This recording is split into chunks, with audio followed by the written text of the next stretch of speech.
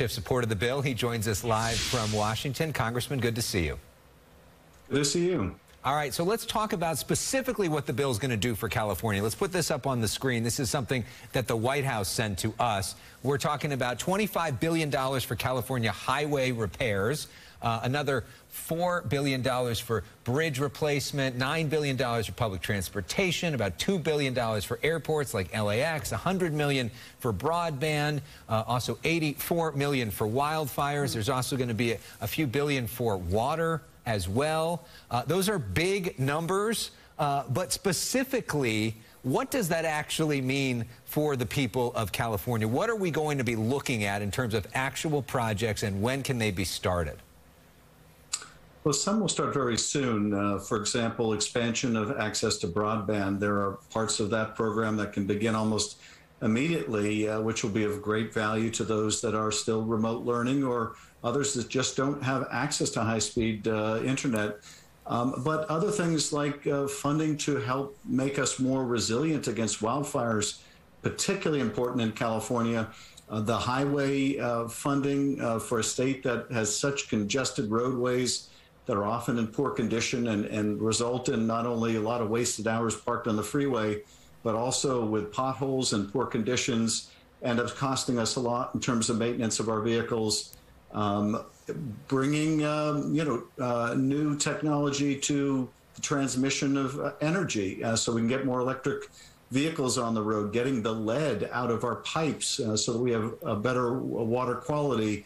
The list goes on and on. It will be huge for the whole country, but in particular big for California and a real stimulant to our economy.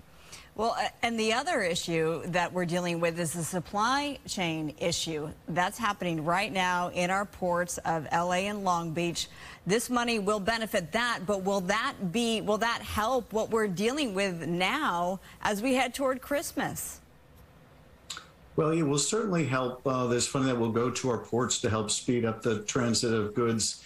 Whether that will be in time for the holidays, there probably are other actions the administration is undertaking that'll be more beneficial than this bill. I don't know that that money will be in the pipeline so quickly as to do it before the holidays.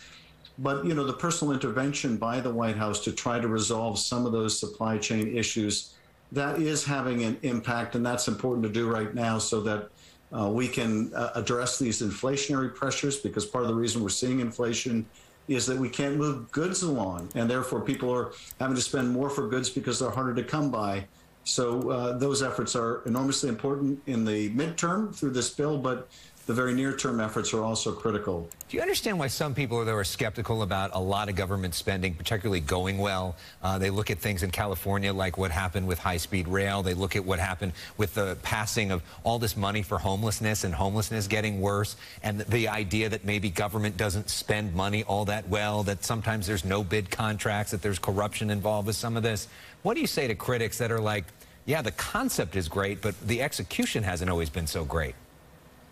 Well, you know, there's certainly problems with the execution of everything. You know, execution of things in the public sector, execution of things in the private sector. But that's not a reason to sit still and do nothing. It is a reason to have very firm accounting and oversight to make sure that tax dollars are spent well. But I'll tell you, Elex, this package is enormously popular. It's among the most popular things that government does and that Congress does, and that is invest in some of our crumbling infrastructure. Americans really want that. They're tired of going to the airport and landing somewhere in another country and landing in a much better facility than they left from. They're tired of sitting endless hours, wasting time in traffic. They want clean water. They want all of these things. So it's a very popular bill. It's a very bipartisan bill. But you're right. We need to make sure that it's spent well also. I just want to get your reaction to your take on that it is a popular bill and bipartisan support, but some GOP members who did support this are now receiving death threats. Unfortunately, you know what that feels like to get that sort of hatred thrown at you because of your opposition to President Trump. So what is your reaction? Well, frankly, I'm horrified by it. That people are getting death threats for what? Voting to improve our roads and bridges. It's absurd and it's dangerous.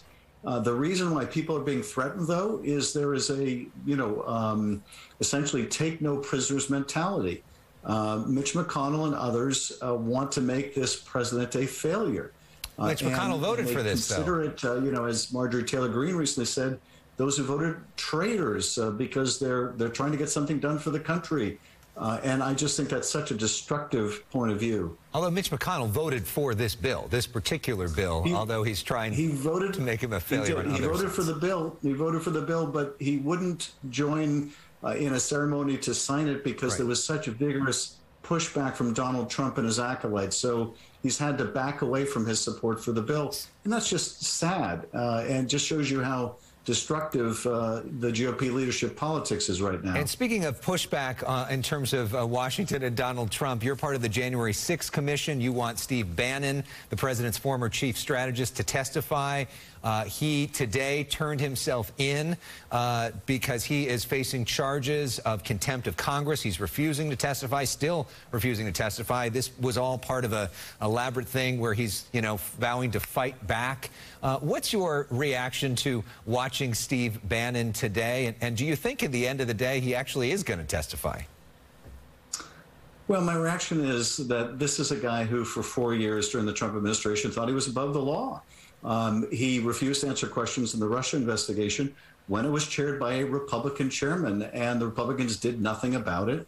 And then he went and stole money, was indicted for stealing money from Donald Trump's own supporters to fund a wall that Mexico was never going to pay for. And when he stole that money and was indicted for it, he was pardoned by Donald Trump. No wonder he feels like he's above the law. But it's not the same administration. It's now a Justice Department devoted to the rule of law, where no one is above the law. And so I'm glad to see that principle being vindicated again. Will he ultimately testify? I don't know. He seems to enjoy making a martyr out of himself.